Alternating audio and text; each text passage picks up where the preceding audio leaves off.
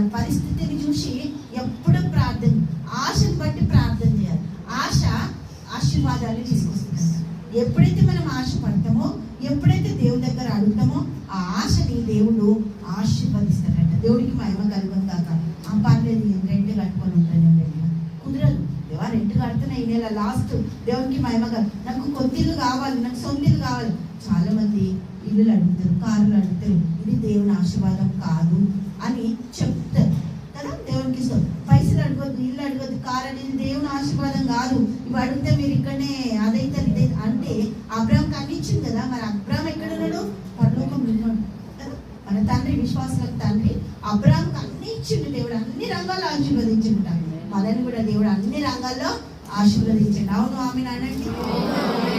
అన్ని ఇచ్చిండు, నాకు ఏ కొదవ లేదు, అన్ని సమకూర్చిండు. నేను దేని గురించి బాధపడాలి, ప్రతిదీ తెచ్చిన చేతిలో పెట్టుకున్నాడు. దేవుడికి మహిమ కలుగుందా. 12వ వచనం చూద్దాం. ఎస్తేరు గ్రంథం 2వ అధ్యాయము 12వ వచనం.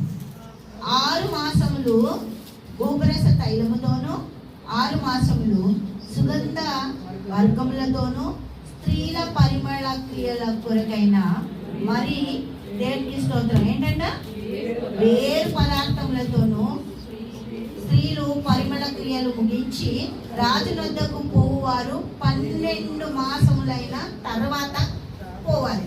కానీ ఎస్తేరు అడిగిన వాటిని, ఎస్తేరుకి ఇచ్చిన వాటిని, దేవుడికి మహిమ కలుగును గాక, ఆమె తొందరగా క్యాచ్ చేసిందంట. దేవుడికి స్తోత్రం. హల్లెలూయా. రాజు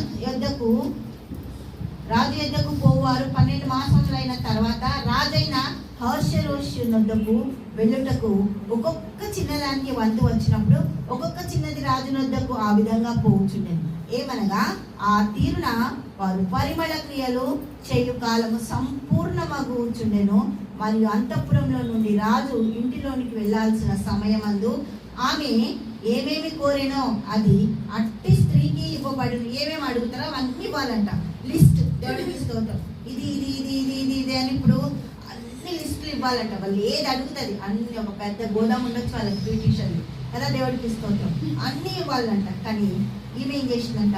13వ వచనం దగ్గరకు వస్తే, మరియు అంతఃపురంలో నుండి రాజు ఇంటిలోనికి వెళ్ళాల్సిన సమయమందు ఆమె ఏమేమి కోరినో అది అట్టి స్త్రీకి ఇవ్వబడుట కాదు.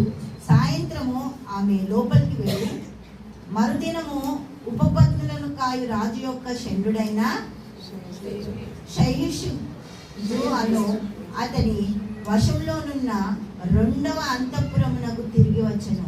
ఆమె యందు రాజు సంతోషించి ఆమెను పేరు పెట్టి పిలిస్తేనే గాని ఆమె రాజునొద్దకు మరలా వెళ్ళకుండెను. మొర్దెకై తన కుమార్తెగా స్వీకరించుకొనిన